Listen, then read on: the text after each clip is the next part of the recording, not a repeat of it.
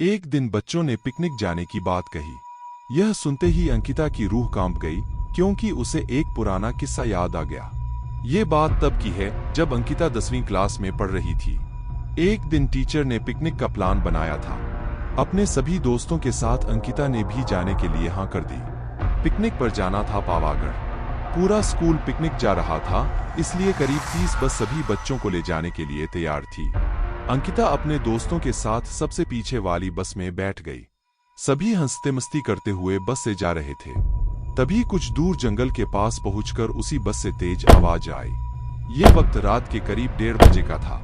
Driver गाड़ी से बाहर निकला तो उसे पता चला कि टायर फट गया है। ड्राइवर ने सबसे कहा कि बस का टायर बदलने में करीब 2 घंटे लगेंगे, आप सब नीचे उतर जाइए, मैं इसे बदल देता हूँ।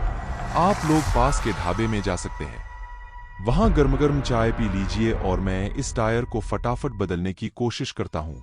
ड्राइवर की बात सुनकर सभी बस से उतर गए और पैदल चलते हुए पास के ढाबे में पहुंचे। वहां एक बूढ़ा व्यक्ति चाय बना रहा था।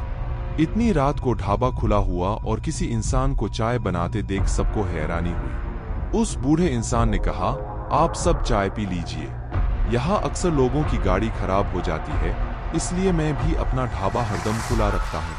आप जैसे राहगीरों को कुछ मदद हो जाती है। उनकी बात सुनकर सबने चाय का ऑर्डर दे दिया। उन्होंने कुछ ही देर में सबके लिए चाय बनाकर मेज पर रख दी।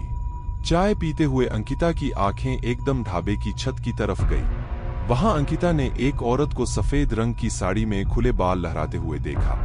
कुछ देर बाद वो जोर जोर से हंसने लगी। भले ही हंसने की आवाज किसी को सुनाई नहीं दे रही थी, लेकिन अंकिता ने उसे मुंह खोलकर हंसते हुए देखा था। ये सब देखकर अंकिता ने डर के मारे आंखें नीचे झुका ली। कांपते हुए किसी तरह से अंकिता ने चाय दोबारा पीना शुरू ही किया थी कि उसी वक्त जोर जोर से किसी के चिल्लाने की आवाज जंगल की ओर से आई। ढाबे में बैठे हुए सभी बच्चे और टीचर उस आवाज को सुनकर डर गए। सबको डरा हुआ देखकर उस बूढ़े इंसान ने कहा कि मैं देखकर आता हूँ क्या हुआ है, आप लोग यहीं बैठे रहो। इतना कहकर वो आवाज की तरफ बढ़ गया। तभी एक लड़की को खून की उल्टी लगातार होने लगी। उसको देखकर सबकी हालत और खराब हो गई। उसी समय एक टीचर ने कहा कि तुम सब आग जलाओ और उसके बगल में बैठ जाओ। सबने मिलकर आग जलाई और गोल घेरा करके बैठ गए। टीचर ने बस में बैठते ही सबको कहा कि कोई एक दूसरे से बात नहीं करेगा, सीधे सब सो जाओ। टीचर की बात मानकर सब चुपचाप बस में ही सो गए। उसके बाद पिकनिक स्पॉट पर पहुंचे और करीब 1 हफ्ते बाद घूम कर आ गए।